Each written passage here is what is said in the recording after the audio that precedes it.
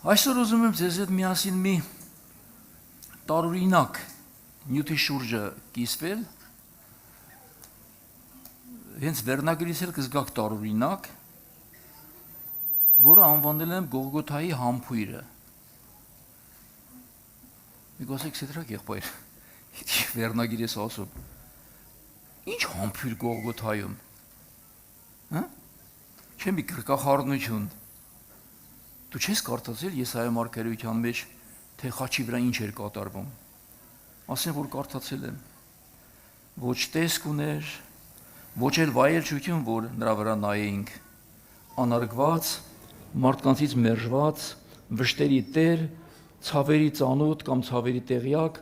մարդկանցից երես դարձված, պատուհասված, ասուց հարվածված ու տանջված։ Դու ինչ համբույրի մասին ես խոսում։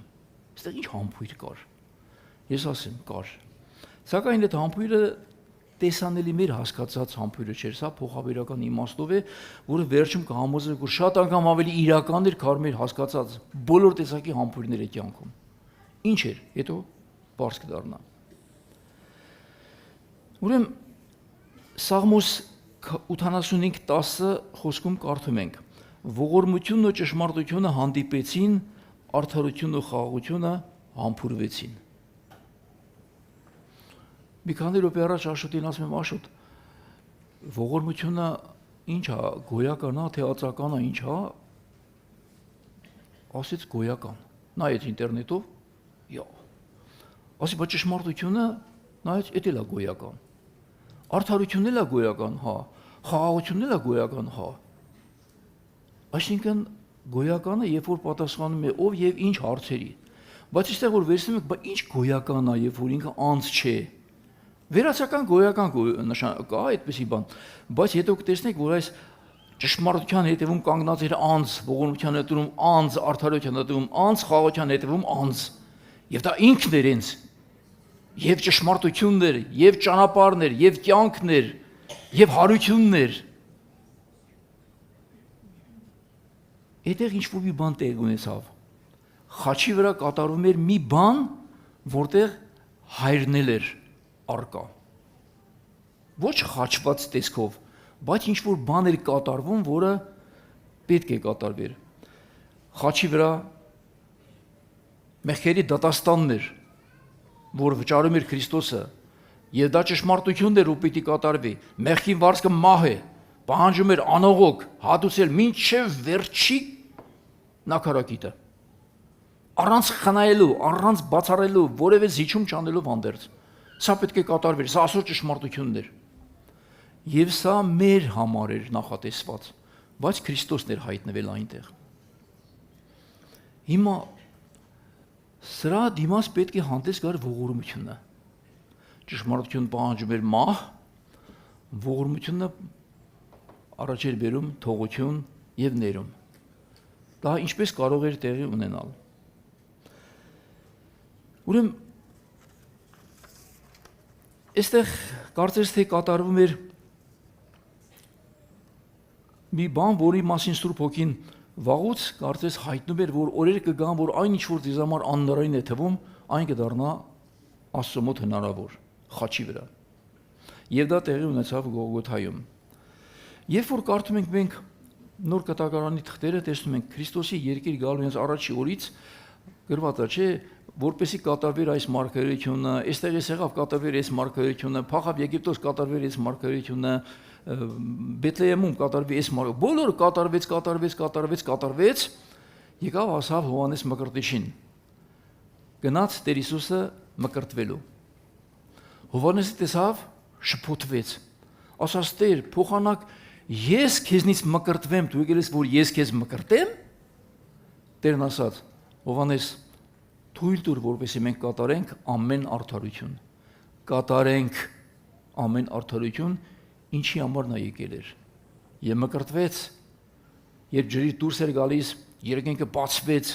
եւ Սուրբ Հոգին աղավնակերպ իջավ Հիսուսի վրա, եւ երկնքից, ինչպես Պետրոս առաքյալը ավելացնում է, մեծափառությունից մենք լսեցինք այն ձայնը, որ ասում էր. «Դա է իմ սիրելի որդին, որն ունի իմ ամբողջ բարեհաճությունը»։ Ահա ով էր եկել երկիր, նա ով Աստծո որդիներ միածին եւ ուներ Աստծո ամբողջ բարեհաճությունը ոչ թե մասնակի եւ եկել էր վճարելու առաջի Ադամի պարտքերը։ Եվ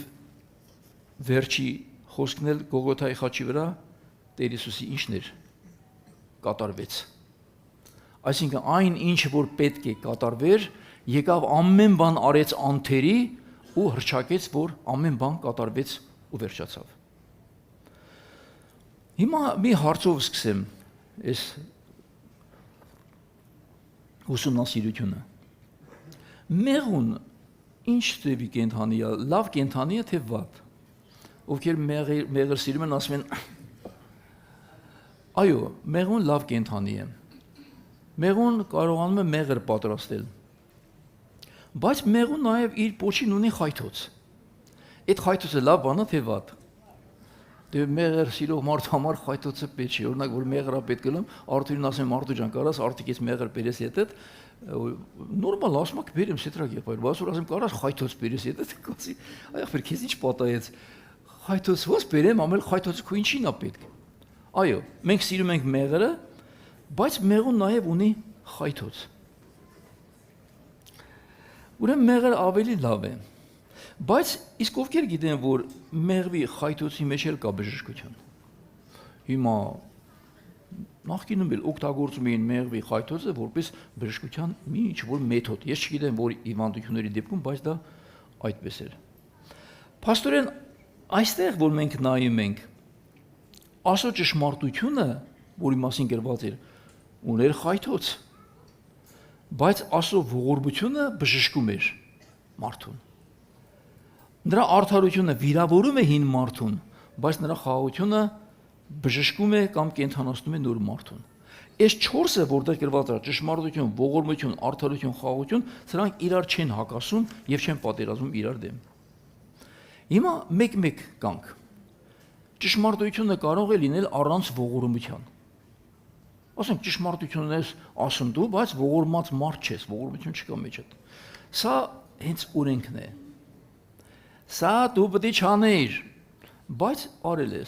արել ես անողը քեզ պետք է դատեն, քեզ պետք է վիզիտ կադրեն, ոտդ կոտրեն, տանեն, տնեն բանտը, էտելը քեզ քիչան դե պետք է թաղեն, դե մարդը ինչքան չար բան գիտի, ասում է էդի քեզ սազում է, կարելի է։ Սա այո, ճշմարիտ էր, վատ արարք էր կատարել, բայց մեջը չերևաց ավետարանը։ Ուրեմն օրենքը ցույց է տալիս ճշմարտությունը։ Մեղավոր ես, վատ արարք ես կատարել։ Մի անգամ մենք խոսեցինք շնության մեղքի մասին։ Շատ վատ է ամեն կողման է։ Բայց հանկարծ մարդը այնքան շատ է քարկոծում, որ վերանում են մեջի ավետարանը, կարծես այդ մարդու համար էլ ողորմություն գոյություն չուներ։ Այնիշ եթե դու լինեիր նրա փոխարեն, կխնդրեիր, որ այդ ողորմությունը իրականություն լիներ հենց քո համար։ Ուրեմն մենք ուրիշի հետ վերաբերում ենք անողոք պահանջելով, բայց ինքներս չցուցաբերելով որևէ ողորմություն։ Սա նման է այն բանի, որ դուք տեսել եք, որ հանցագործին տանում են դատելու, դատախազը կոչվում է պետական մեղադրող։ Դատախազը լավ բան չի մտածում հանցագործի վրա, ինչ կարա գտնի, այլ ուրիշ ինչ կարա գտնի։ Ասեն ոստիկաններն էլ այդպեսին են։ Յուրի կախբեր ոստիկան աշխատել ես կիմանաս։ Ոստիկանը մարդու մեջը հանցանք է փնտրում։ Ով ուզում է սեղի, ընկարծերը շուտ հանցանք է մտնում, ինչ կարա քո վրա հաստատի։ Օրենքը այդպեսին է։ Օրենքը փնտրում է մեղք, գտավ, հաստատում է եւ պահանջում։ Այստեղ ես ասում եմ, դու մեղավոր ես, դու արժանի ես այդ վատ բաներին, դու ընկար, դու վերջացար։ Ուրեմն ոմանք այսպես են վերաբերվում իրենց մերձավորի հետ։ Ճիշտ են ասում գուցե, բայց անողոք են ասում։ Ճշմարտություն կա, օրենքի պահանջ կա նրա կատարածի համար, բայց ողորմությունը չկա։ Չկա ավետարանը, իսկ ավետարանը, որ մենք քարոզում ենք մարդկանց, դատաստանի ավետարան չենք քարոզում, այլ փրկության ավետարան, որ նա ով մեղավոր էր, դուք բոլորդ մեղավոր էիք, ձեր մեղքերի մեջ մեռած եւ Քրիստոս եկավ որ ձեզ կենթանացի։ Այսինքն ավետարանի լուրը մարդկային սերունդին սա է, ոչ թե դատաստան, այլ փրկագնություն։ Եվ եթե մենք ունենք մեղադրանք ինչ-որ հարցերի շուրջը, կլինի ընտանիքում, ամուսնուն, կնոջը կամ երեխաներին կամ որին ուզում եք թշնամիներին, Մեղադրակը գուցե ճիշտ է, բայց արդյոք դրա մեջ կա նաև փրկության ավետարանը։ Մի անգամ մեկին հարց եղավ, դե ես գիտեմ, որ Աստծո որդու արյունը կարող է փրկագնել յուրաքանչյուր մարդու յուրաքանչյուր մեղքի տեսակ կհալվի այդ փրկագնության մեջ։ Ասորնակ որ այնտեղ գնանք երեքենք տեսնենք Հիտլերը այնտեղ է։ Ես չեմ գա, ես ոչ եմ Հիտլերը որ այնտեղ ո՞ց կարող այնտեղ լինի։ Ասեցի հա Հիտլերը մեղավոր է, մենք բոլորս էլ գիտենք, աշխարհի առաջի չարագործն է, թուրքերը առաջի չարագործներն են, բայց ասենք որ գնացի տեսան ապաշխարել են ու Քրիստոսի երանը չի կարող, արյունը չի կարող նրանց մեղքերը քավել, ներել, մաքրել։ Իհարկե կարող է, բայց չես ուզում ասում ես չի, բայց այդ մեկը թող չքավի։ Սա արդեն մենք հասնում ենք մի կետի, որ մենք ունենում ենք ճշմարտություն, որից բացակայում է ավետարանը։ Իսկ ավետարանը խոսում է ողորմության, ներման եւ փրկության մասին։ Համաձայն եք։ Իսկ եթե մարդը ընկավ, մի հատ ժողովրդական խոսք է, չէ, որ ասում է եզը որ ընկնում է, տանակավորները շատանում են։ Ընկած մարդու հետևից ինչ էր ասես խոսում են, ով ասես ով պատահի։ Ես դա ցույց է տալիս, որ դուք հեռու եք Աստծո փրկագնությունից ինքներդ, որովհետև ինչ դատով որ դատեք, նրանով պիտի նաև դատվեք։ Ողորմածությունը կամ ողորմությունը բարձրագլուխ պարծենում է դատաստանի դիմաց։ Բարձրագլուխ պարծենում է դատաստանի դիմաց։ Եթե քեզ ասեն Քրիստոսի արյունից բացի ինչ կա, որ դատաստանի օրը կարող է մարդուն փրկության պատճառ դառնալ, գրած ասում է ողորմածությունը։ Այ քեզ բան, ինչքան կարևոր բան է այդ ողորմածությունը։ Իսկ մենք երբեմն այդ զանց ենք անում։ Ուրեմն այստեղ կա օրենքի վեհության պահանջ, մեղքին վարձքը մահ է, բայց կողքին խոսում է նաև ողորմությունը, որն ասում է եւ Աստծո ձրի պարգևը հավիտենական կյանքն էր մեր Տեր Հիսուս Քրիստոսի միջոցով։ Այս երկուսն են հանդիպել իրար։ Մեղքին վարձքը մահեն եւ Աստծո ձրի պարգևը որպես ողորմածություն, որպես հավիտենական կյանք։ Սրանք իրար հետ հանդիպեցին խաչի վրա։ Հիմա կասեմ, թե ինչ եղավ հետևանքը։ Ճշմարտությունը կարող է մարդը բերանը փակել, բայց սիրտը չբժշկել։ Եթե դուք ասեք մի ճշմարտություն, որովհետեւ կլինի եկեղեցում ամբիոնից, կլինի որևէ մեկի հետ խոսելուց, զրուցելուց, եթե քո ասածը իր մեջ ունի ճշմարտություն, ընդհանրապես բերանը ծեփելու համար քո ասած ճշմարտությունը այդ մարդուն չբժշկեց։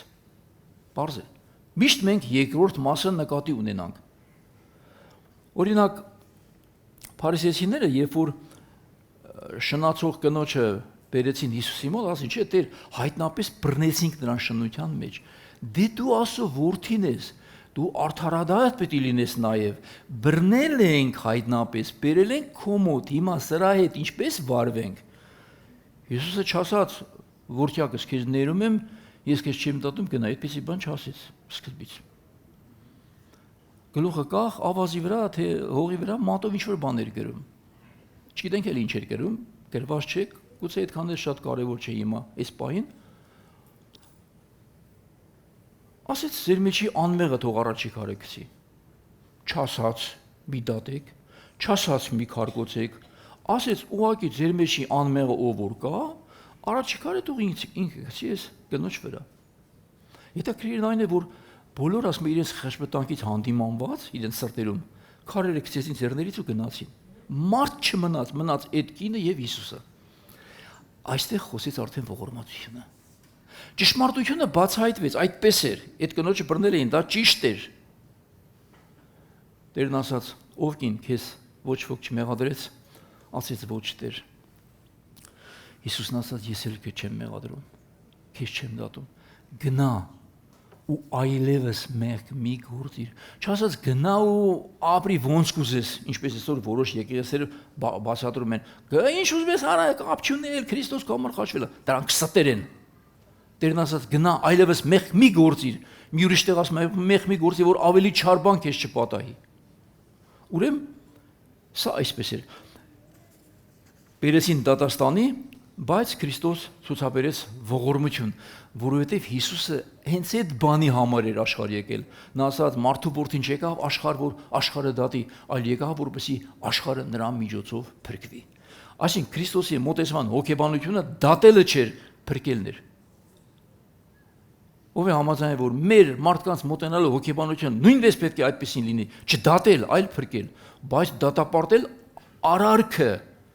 փրկելով հանցագործին։ Դատապարտել չար երևույթը, բայց դուրս բերել այդ հորձանուտից դրա մեջ ընկղվածին։ Մենք պետք է այս հոգեբանությունը ունենանք, որտեղ սա Քրիստոսի սիրտն է։ Հիմա երկրորդը, ողորմությունը կա, ճշմարտություն չկա։ Այսինքն ամենաթողությունն է, էլի։ Տեղեր, որտեղ միշտ խոսում են Աստծո բարության մասին։ Այո, Աստված սեր է, ճիշտ եք ասում։ Այո, Աստված լավ է, ճիշտ եք ասում։ Աստված ողորմած է, ամեն ինչ որ Աստծո մասին բարի դրական բաներ ասեք, դրանք բոլորը ճիշտ են։ Բայց եթե սրա կողքին չկա նաև մարդուն ցույց տալ, որ դու չարիքի մեջ ես, չար ճանապարհների մեջ ես, քո արարքը լավ չէ, սա վատ է, սա ասու ուզածը, չէ, եթե սրանք մեջը չկան, սրանք չեն բժշկում։ Լավ դավանությունները երբեք լավ օգուտ չեն տալիս, եթե ինչ-որ բան թաքնվում է դրա տակ։ Կեղտը ծածկում ենք, որ ցույց տանք ճշմարտություն կամ ողորմածություն։ Փաստորեն, եթե մենք եղել ենք եկեղեցիներում, սամսոլիտել ենք եղել, որ ասեցին մեր եկեղեցում մենակ մենք դրական բաներ ենք քարոզում, բացասական բան չի խոսվում մեր եկեղեցում։ Մենք էլ թարսիպես ես էլ ինքն մեր ասածը բացասական բաներ, բայց ոչ թե որ ինչ որ բացասական երևույթը գովենք, այլ որ նման երևույթներ կարող են լինել եկեղեցիներում, որից պահանջվում է ապաշխարություն այդ մարդուց։ Լավ, մի խոսեք վատ բաներ, բայց եթե այդ վերքը կա, դու ասում ես չկա։ Թարախը կա, դու ասում ես գոյություն չունի։ Խնդիրը կա, դու սպեղանի չունես, ուզում ես այդ ծածկես։ Դու բարիք չես անում, կամ մարդը բարկած մեռնում է, դու ընդամենը հույս ես տալիս, որ բան չկա դե, ոչ մի բան չկա, բայց գիտես որ դուք եք սպասում որ կմեռնի։ Դուք ստում եք։ Այստեղ արդեն ցույց է տալիս, որ այդ քո բարի դավանությունները այս դեպքում ոչ մի օգուտ չեն տալիս։ Եթե դու հիվանդության էպիկրիզը ճղես, թափես, դրանով հիվանդությունը չես վերացնում։ Դու սուտ հույս ես տալիս, ինչ ես անում, սկսում ես մեղմացնել, շոյել, օրորել, մինչև որ այդ մարդուն կտանի վերջնական կործանման։ Կան նաև այնպեսի ուսմունքի հետևորդներ, որ հենց այդպես են քարոզում մարդկանց։ Մեղքը մեղք չէ, Քրիստոս մեր համար խաչվել է, մի անգամ արդեն ինքը վճարել է, ու ամեն անգամ չի վճարի, եղած փաստ է դա, գնա քո համար ոնց կուզեմ ես ապրի, որտեվ եթե Աստծո ոնց է գրված ասում է, որտեղ որ մեղքը շատացավ, շնորհքը առավել եւս շատացավ, նշանակում է ինչ մեղք էլ գործես, Քրիստոսի շնորհքը հակակշիռ է ու ծածկում մաքրում է ամեն ինչից։ Այո, դա այդպես է, բայց զղջացած մեղավորի համարով դարձի է գալիս ասուն, ոչ թե մեղքի ախորժակով ապրող մարդու համար, որի մեջ չկա ոչ մի ապաշխարություն։ Այսինքն ապաշխարությունը պետք է մնա իր ճիշտ պատվավոր տեղում, նաև Աստծո շնորհները, որ քո բժշկության համար էլ սա էլ պետք է չմոռացվի դրա կողքին դնելու, որպեսզի մարդը նաև իր փրկությունը տեսնի սրա մեջ։ Իսկ Սամուս 85:10 ինչ գեղեցիկ խոսք է, ողորմությունը, ճշմարտությունը հանդիպեցին, արդարությունը, խաղաղությունը համբուրվեցին։ Այստեղ ճշմարտությունը չլռեց, պահանջեց արդարադատություն, խաչի վրա։ Մեղքը կոչվեց իր ճիշտ անունով, մահ։ Մահը իրական էր, մահը կատարվեց, դատաստանն էլ իրական էր։ Եվ այս նույն խաչի վրա, որ ճշմարտությունը խոսեց այսպես անողոք, ողորմությունն էլ չլռեց, ողորմությունը բերեց հակադարձ պատասխանը, բայց Աստծո ձրի պարգևը հավիտենական կյանք է մեր Տեր Հիսուս Քրիստոսի միջոցով։ Նրանք հանդիպեցին իրար, ովքեր հանդիպեցին ճշմարտությունը եւ ողորմությունը։ Կարծես ինչ-որ բան որոշեցին, եկան միաձայնության, դրանց հետո ասում է խաղաղությունն ու արդարությունը համբուրվեցին։ Ինչ սիրուն բան է ստացվում։ Պետք է ասում եք պարշպրոշ չկա, կա, բայց մեր հասկացած ձևով չէ։ Եվ մարդը ձեռք բերեց խաղաղություն Քրիստոսի արդարության պատճառով, որը մեռավ ինչպես մեղավոր իր համար, քեզ արդարացնելով քո մեղքերից, հանցանքներից, բայց չասած գնա անարդար ապրի սրանից հետո։ ասած գնա այլևս մեղք մի գործիր։ Ուրեմն քրիստոնյան արդարանում է Քրիստոսի արյան մեկ վայրկյանում, երբ որ դարձի ես գալիս եւ ընդունում ես, բայց քո ամբողջ կյանքի ընթացքում դու պետք է անցնես մի process, մի աճ քրիստոնեական կյանքի, որ հասնես նաեւ արդար կյանք ապրելու մակարդակին։ Որպես Աստծո արժանավայել որդիներ, Աստծոնմանող եղեք սիրելի որդիների պես։ Սա նշանակում է դու պետք է բարձրանաս մի մակարդակ, որ քեզ նայող տասի, էսի ում տղեն է, ասեն Աստծո տղեն է, հա, նման է իր հորը։ Բայց եթե դու անդիրամ մարդ ես, խարդախ, ստախոս, կեղծ, դու էլ ես նման քո հորը, բայց ոչ Աստծուն։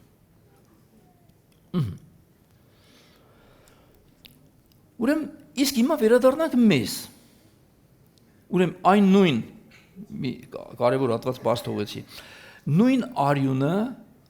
որը խաչի վրա ցույց տվեց մեղքի ահավորությունը, նույն արյունը դարձավ մեղավորի համար որպես փրկության միջոց։ Ճիշտ է։ Քրիստոսի արյան ողողված էր ամբողջ խաչը, անգամ գետինը կաթում էր, ծորում էր այդ արյունը, գլխից, աչքերից, դեմքից, ամեն տեղից։ Բայց այդ նույն արյունը նաև դարձավ մեզ համար որպես մեղքերի խաբության միջոց։ Մենք ներում ստացանք հենց այդ պատճառով։ Ուրեմն Գողգոթան այն վայրն էր, որտեղ ճշմարտությունը, ողորմությունը հանդիպեցին իրար։ Վերադառնանք մեր կյանք։ Ինչպես ասացի, ոմանք ավելի շատ հակված են արդարության երևույթները առաջ քաշելու կամ ճշմարտության, որի հետևանքը դառնում է միայն դատապարտությունները։ Իսկ այստեղ ցույց է տալիս, որ այո, մեղուն ունի խայթոց, բայց ունի նաև մեղր։ Երբեք մեղրը չեն օգտագործում խայթոցի փոխարեն, ոչ էլ խայթոցը օգտագործում են որպես բժշկություն, մեղրի փոխարեն։ Եվ մենք, եթե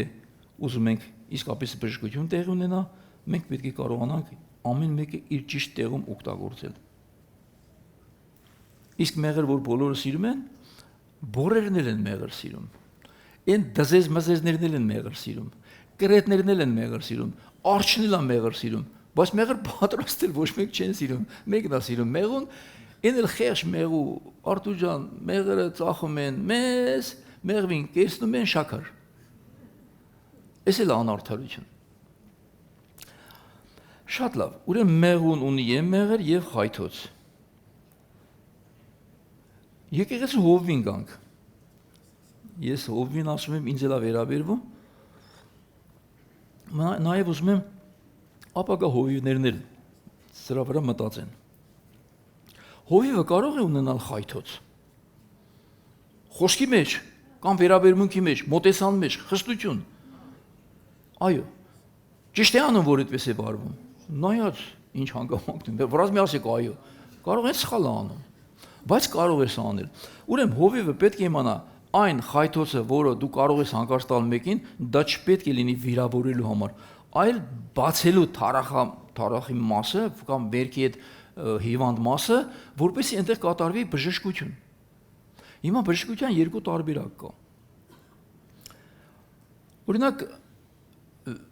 վիրաբույժը, որ մտնում է վիրահատարան, գիտեք, որ ինքը վիրահատական դանակ կա իր մոտը, լանցետ ենք ասում,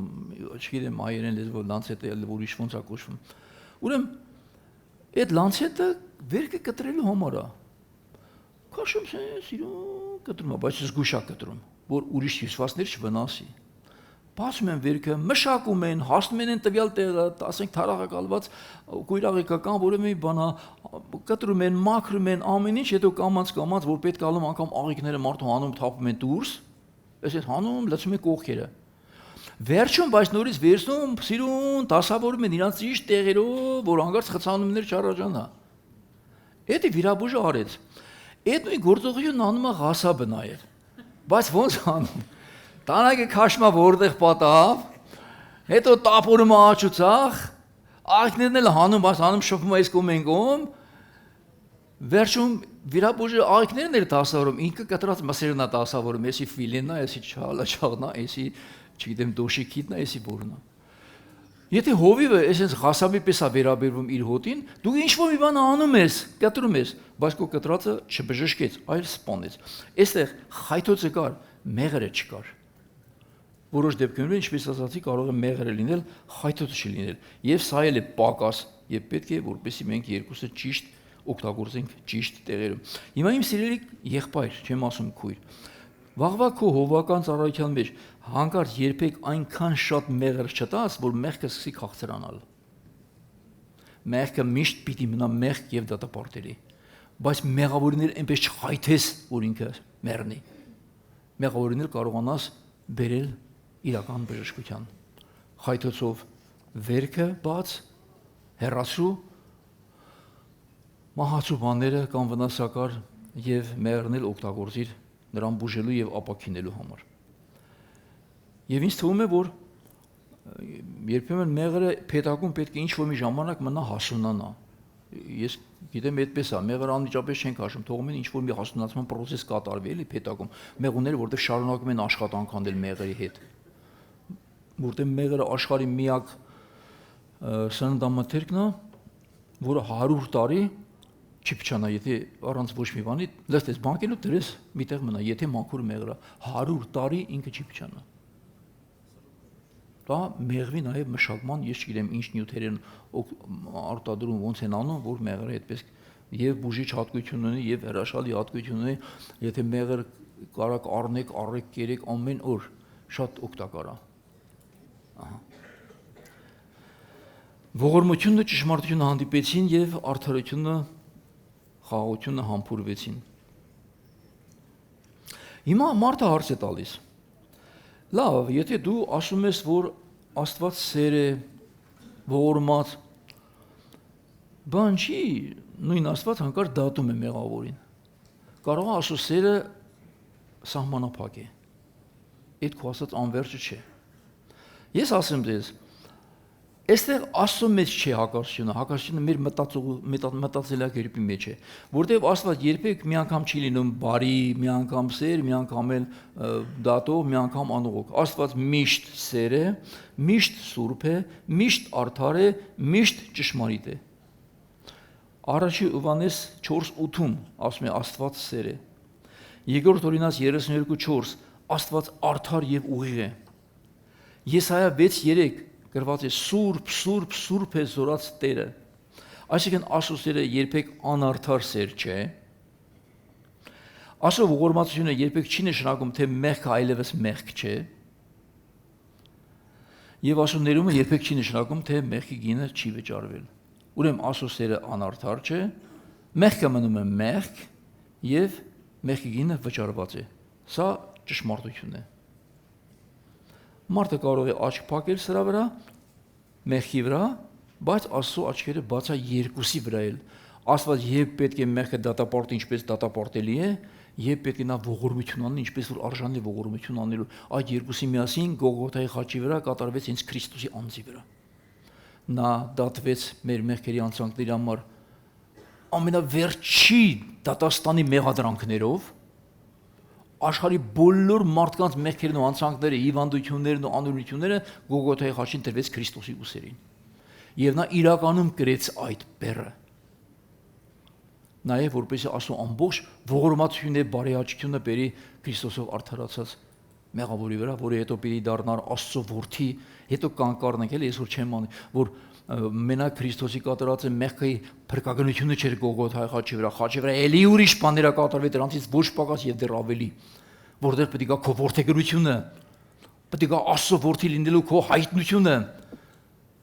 որտեղ պետք է քո արժանինքները, որ Աստծո Սուրբ Հոգին պետք է աղավնակեր քո վրա էլ իջնի եւ ասի քո հոգում, որ մենք Աստծո որդիներ ենք, Քրիստոսի ժառանգներ եւ ժառանգակիցներ, որ այն տրվեց քեզ հավիտյան քեզ հետ բնակվելու, որ դու Աբբա հայր պիտի աղաղակես եւ քեզ պիտի նստեցնի երկնավորների մեջ Քրիստոս Հիսուս։ Սա Գողգոթայի բերազներն է, սա մենակ մեղքի դատապարտությունը չէր։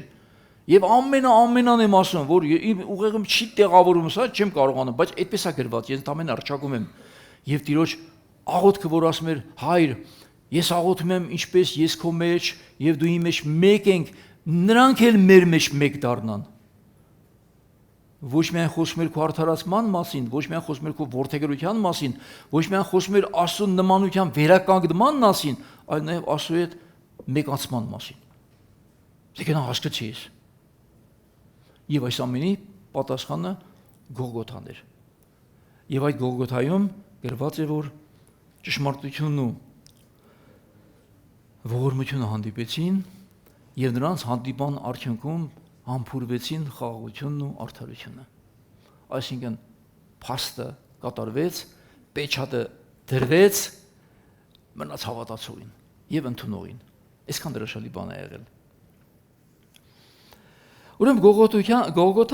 Գողգոթայի խաչը Աստծո սիրո եւ արդարության հանդիպման վայրն էր։ Խաչը միայն Աստծո սիրո ապացույցը չէր, խաչը նաեւ Աստծո մեծ արդարության հայտնությունն էր։ Այսինքն այնտեղ տեղի ունեցավ եւ արդարադատությունը, այնտեղ տեղի ունեցավ եւ ողորմությունը։ Եթե մեղքը փոքր բան լիներ, խաչի կարիք չէր լինի կամ արյան։ Աստված կասի դե մի բան եղավ, մի բաներ ասեցին կամ մի բաներ կերան, դե ինչ եղավ ու չկա բրծավ այդ միրգը, չէ, այդպես չէր։ Աստված ասել էր պիտի մեռնես, ու պիտի մեռներ։ Ու մեռավ։ Եվ այդ մահը պետք է իրականում վերցներ նաև Քրիստոսն իր վրա։ Եվ այն երբ հաջորդ անգամ Տերը կամենական կառնեմ եւ այն ամեն կողմ դարձող բոցեղեն սուրը, որ տրվեց դրախտի ճանապարհը փակելու համար, ամեն կողմ դարձող բոցեղեն սուր։ Ինչի համար է սուրը դրված։ Սուրը պետք է ով փորձի անցնել պետք է հարվածի։ Եվ պատկերացնում եք Քրիստոսն եղավ այդ սահմանը հատող անցնողը եւ այդ հարվածը ինքը վերցրեց իր վրա։ Այսինքն այն կենաց ծառը, որից Ադամը չկերավ, կենաց ծառը ինքը եկավ երկիր մարդկային տեսքով եւ ասաց, ով որ իմ մարմինը ուտի ու իմ արյունը խմի, հավիտենական կյանք պիտի ունենա իր մեջ։ Եկավ կատարելու այն, ինչ որ առաջի Ադամը չհասկացավ, որ վերցներ ճիշտ եդեմական պարտեզում։ Ահա Այստեղ մեղքին վարձքը մահ է, Հռոմեացի 6:23, նաև գրված է, որ Աստծո դրի պարգևը հավիտենական կյանք է մեր Տեր Հիսուս Քրիստոսի միջոցով։ Այս երկուսը իրար հետ հանդիպեցին, ու տեսեք, ոչ թե չեզոքացրեցին իրար, դարձավ 0, 0 չի դարձել, ոչ էլ ջնջվեց ինչ-որ մի բան, այլ հատուցվեց։ Այսինքն այս հանդիպման մեջ ոչ թե ասին դելա, ոչ որ ասում են նաշիշ նա քյաբաբ այդպես չէր, ասես պիտի հատուցվի։ Ամբողջապես Քրիստոս հատուցեց, պիտի նաև ողորմությունը տրվի, ամբողջապես տրվեց։ Եվ սա կարող եք ասել հոր ծրագիրներ թե Քրիստոսին։ Երկուսին։ Կարող եք ասել Աստծո սերը մարդու վրա Գողգոթայի խաչի վրա ծնվեց, թե դրանից առաջ կար։ Դրանից առաջ կար։ Այսինքն այդ խաչի որոշումը, որ կայացել է Աստված, ինչու հանուն սիրո, որտեղ գրված է եւ Աստված այնպես սիրեց աշխարհը, որ ուղարկեց իր միածին որդին, որպեսզի ով որ նրան հավատա չկորսվի, այլ ունենա հավիտենական կյանք։ Դուք որ թշնամի էիք Աստծո հետ, Աստված սիրեց մեզ, որ չափ առավել, երբ որ դուք այսօր հաշտված եք Քրիստոսով։ Այսինքն տեսեք ինչպիսի բաներ գոյություն ունի։ Ինպես որ չմտածեք, թե հայրը անողոք դատավոր էր, որդին էլ եկավ հոր ձեռից մեզ փրկելու, այդպես չի եղել։ Հայրը, որդին եւ Սուրբ Հոգին ունեցել են միասնական ծրագիր։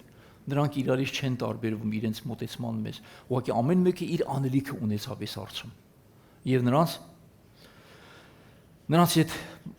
որոշումը ի կատարածվեց Գողգոթայի խաչին եւ մենք ստացանք այդ ամենամեծ փրկագնությունը եւ օրհնությունը։ Սերը որդուն տվեց, արդարությունը պահանջեց մեղքի հատուցում, ողորմությունը մեղավորին առաջարկեց փրկություն։ Ճշմարտությունը չթաքցրեց նրա մեղավոր վիճակը, խաղաղությունը բացեց վերադարձի ճանապարհ։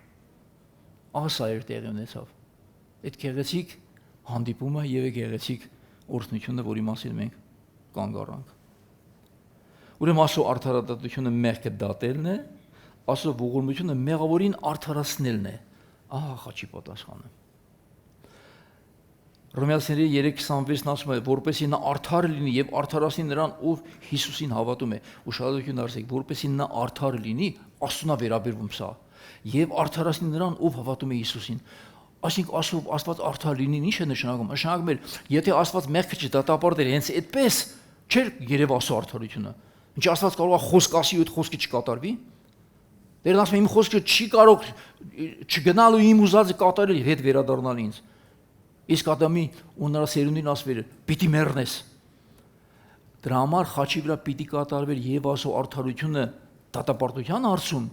եւ նաեւ Աստծո ողորմությունը Աստծո սիրո հարցում, երբ որ մենք սկսեցինք հավատալ Քրիստոսին։ Կարող եք ասել, Աստված մեղավորին արդարացնում է։ Առանց ինքը անարդար դառնալու։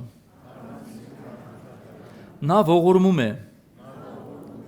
Առանց սրբությունը ցածրացնելու։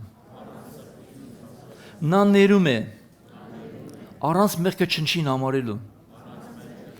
Նա փրկում է մեղավորին,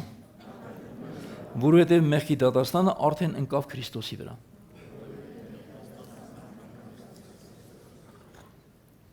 Ուրեմն եթե մեկը ասի, որ Աստված սերա ինչպես կարող է դատել մեղավորին, մենք կարող ենք այս նախադասությունը ձևակերպել այլ կերպ։ Եթե Աստված արդար է, ինչպես կարող է չդատել մեղավորին։ Այսինքն արդարադատությունը դատ է պահանջում։ Եվ ավետարանի պատասխանը սա է, որ նա դատաստանը վերցրեց իր վրա, Քրիստոսը կրեց այն, ինչին մենք էինք արժանի։ Եսայա 53:5-ն ասում է. նա խոցվեց մեր հանցանքների համար եւ ջախջախվեց մեր անօրենությունների համար, մեր խաղաղության պատիժը նրա վրա եղավ։ Ուշադրություն դարձեք, մեր խաղաղության պատիժը նրա վրա եղավ։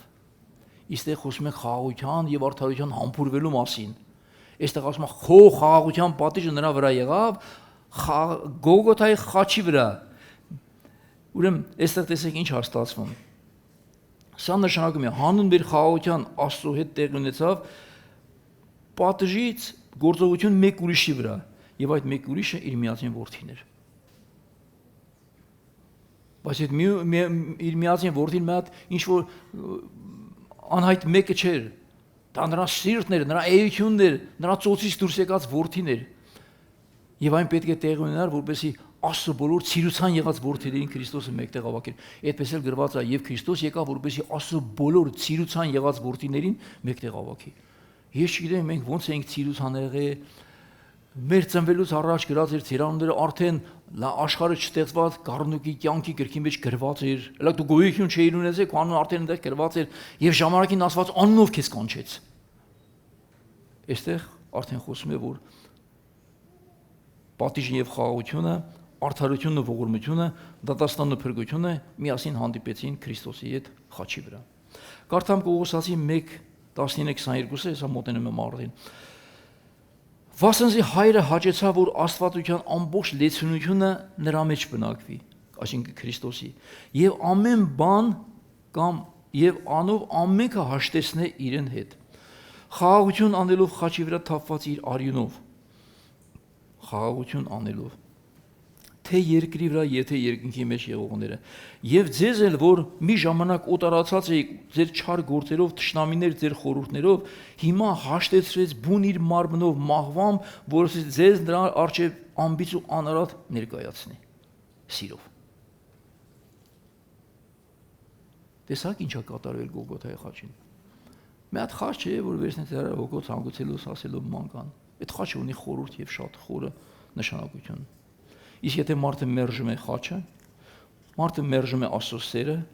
այդ միակ ճանապարհը, որը այդ գնով ձեռք բերեց, ես կասեմ, այդ մարդու համար այլևս հույս գոյություն չունի։ Թող չսպասի որևէ հույսի։ Հովհաննես 3:36-ն ասում է. ով որ որդուն հավատում է, հավիտենական կյանք ունի, իսկ ով որ որդուն չի հնազանդվում, կյանք չի տեսնի, այլ նրա վրա կմնա Աստծո բարգությունը։ Ուրեմն տեսեք, այստեղ ասում է, ով որ հավատում է կունենա հավիտենական կյանք, ով չի հնազանդվում, այսինքն չի ասում չի հավատում։ Ուրեմն քո հավատից հետո երկրորդ քայլը հնազանդությունն է, որովհետև քո հնազանդությունը ապացուցում է քո իսկական հավատքը։ Եթե մեկն ասում է հավատում է, բայց չի հնազանդվում Քրիստոսին եւ ավետարանին, նշանակում է քո հավատքը հավատք չէ։ Այստեղ չի ասում, որ Աստված կբարկանա քո վրա, ասում է Աստծո բարգությունը կմնա քո վրա, այսինքն այդ բարգությունը կար։ Իմ սիրելի քույր եղբայրս, մենք որ ծնվեցինք մեր մորից, արդեն մեր բարգությունը մեր վրա կար։ Մենք ծնվեցինք բարգության տակ։ Կընդունես Քրիստոսի այս կատարածը, կազատվես այդ բարգության դատապարտությունից։ Եթե չընդունես, նոր դատաստան Աստված չի հնարում քո համար, ասում է դու կմնաք ձեր մեղքերի եւ անձանքների մեջ։ Դուք կմնաք մահվան եւ դատապարտության մեջ։ Պաստորից ասում է սա մենք ենք ընտրում։ Եվ Հիսուսը ասաց ես չեկա աշխարհը դատելու, այլ որպեսզի աշխարհը ինձանով փրկվի։ Աստված իր որդուն աշխարհ չուղարկեց, որ աշխարհը դատապարտի, այլ որպեսզի աշխարհը նրանով փրկվի։ Սակայն հաջորդ համարը, օրինակ Հովհաննես 3:18-ն ասում է, ով չի հավատում, արդեն իսկ դատապարտված է։ Չի դատելու քեզ չհավատալ համար, ասում է, դու դատված էիր, այդպես դատվածել կմնաս արդեն։ Այսինքն, այս ամենը, որ կար, քո համար ոչ մի արժեք չունեցավ։ Քրիստոսը դժոխքը բացող, դժոխքի դուռը բացող անձը չէ, Քրիստոսը դժոխքից փրկող անձն է։ Համաձայն եք։ Հիսուսի նպատակը չէ, որ դուռը բացի ասի հայդե դժոխք, չէ։ Ինքը եկավ դժոխքի դուռը բացի, որ ասի հայդե դուրս դեպի փրկություն, դեպի ազատություն։ Եվ մենք չգիտենք, թե երբ որ Տերը 3 օր 3 գիշեր մնաց երկրի սրտում, այնտեղ ինչ արեց, որտեղ գնաց, ասում է գնաց մեռած հոգիներին քարոզելու, թե ինչա քարոզ այնտեղ, ինչպես ավետարան այնտեղ ընդունվե, չի ընդունվե, ոնց դրանք հարություն պիտի առնեն եւ ինչ կարգավիճակի մեջ դա պետք է կատարվի։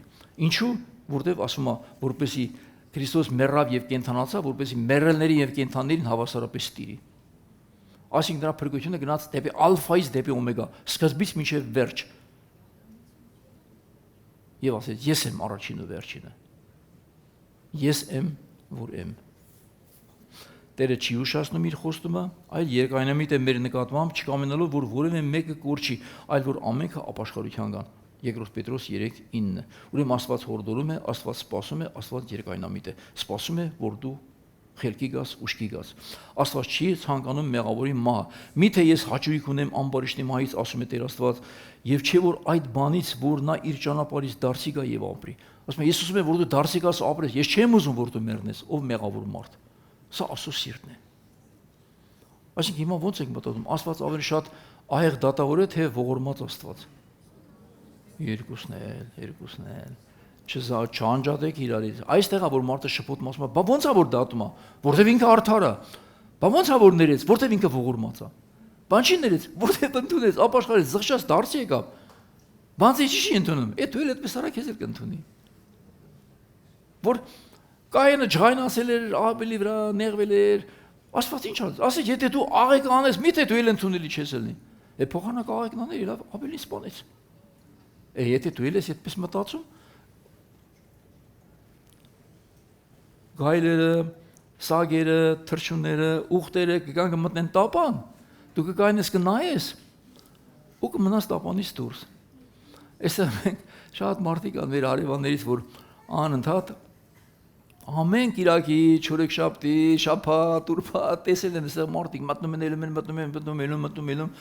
Այդ նույն օրերի նման է։ Նայում են ասում են, այն ուխտերն էլ եկան, այն ոչխարներն եկան, այն կապիկներն եկան, այն չգիտեմ ովքեր եկան,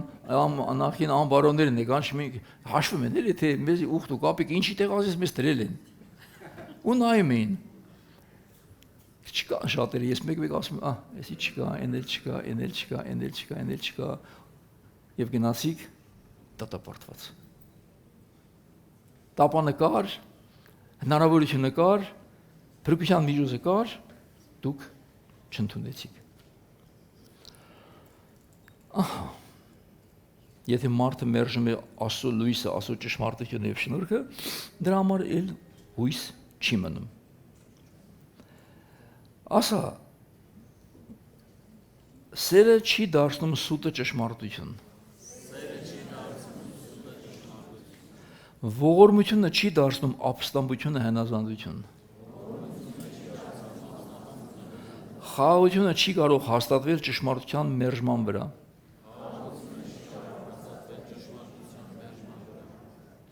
Դրա համար Սաղմոսն ասում է, տեսեք, այստեղ ոչ թե ասում է ողորմությունը հաղթեց ճշմարտությանը, այդպես բան չի եղել։ Ոչ թե ասում է խաղաղությունը հեռացրեց արդարությանը, այդպես բան չի եղել, ասում է ողորմությունը ճշմարտությունը հանդիպեցին եւ արդարությունն ու խաղաղությունը համբուրվեցին։ Եվ սա գեղեցիկ տեսարան էր շատ։ Արդարությունը ստացավ իր պահանջված հատուցումը, սերը տվեց իրատուցումը, մեղավորը ստացավ իր խաղաղությունը։ Արդ հավատքով խաղաղություն ունենք, հավատքով արդարացած խաղաղություն ունենք Աստծո հետ մեր Տեր Հիսուս Քրիստոսի միջոցով Հռոմեացի 5:1։ Այստեղ արդեն ամփյուրը։ Ես էլ պետք է կրկնեք, էլի մի երկու հատ կրկնեք, էսի լավ բաներ են, որ չենք կրկնում, ոնց որ թե ափսոս է, էլի ես կարդալով այդ համ դուք մենակ լսեք։ Ասա, արդարություն այլևս մեր դեմ չէ։ Որովհետև Քրիստոսը բավարարեց այն։ Այսինքն արդարության հարցերը բավարարեց, ասեց, բավարարված է։ Քրիստոսը բավարարվեց նրա զոհաբերությունը դաժե Հայր Աստծո ամեն պահանջները օրենքի։ Էլ Աստված չի պահանջում։ Քրիստոսը դարձավ միջնորդ, որպես փրկիչ։ Եթե Քրիստոսի զոհը բավարարում ասում, քեզ չի բավարարում։ Բավար քեզ բավարարում են, չես ելում մի հատ գարը զարկում թևի տակ այդպես մատաղ անելու։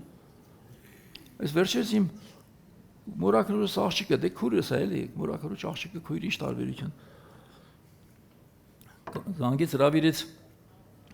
ասեց մատաղ պետք է անենք էլի, երեխեն բանակից եկել է, դու ասի այս Սուշան մատաղ եմ եկել, ես չգիտեմ ինչ, գոնե դե չասեիր, կարող է մտքովս անցնել, ասի լավ իմ քուրս հրավիրում է, ասի կյանքն ոչ ես կգան, ոչ մեր տնից որևէ մեկը, ոչ էլ երեխեքից կարաս արխային չհրավիրես։ Բան չի, դե ասի պատո հավաքույթ ես հետո, չես ասի որ մատաղ պետք չի։ Հիսուսը ինքն ամբիր ամենքի համար տախսեր այդ զոհը։ Ասես ուրեմն չենք անի, բայց կգաս։ Ու չարեցին, իսկապես չարեցին։ Դե ես ոնց կարայի չեթայել, չեմ սիրում տեղը տալ, բայց ասի Իսրայելից ենքում ես ոնց չեթամ։ Էլան գնացինք, իսկապես չէին արել։ Կամ բաներ սիրուներ, ես միջանկյալ եմ ասում, խնդրում եմ դուք մտածեք սրա վրա, էլի, մենակ մի դատեք։ Կան ժամանակներ, որ անհավատ թվացածը հանկարծ ավելի լավ մոտեցում կարող է ցուցաբերել Աստծո գործին ու ավետարան, քան թե դու։ Նրա հետ ավելի հեշտ է լեզու գտնելը, քան թե քո։ Ռեփսիկի մաման դեռ այն ժամանակ չէր ապաշխարում։ Իր պապան, որ մահացել էր, աներս։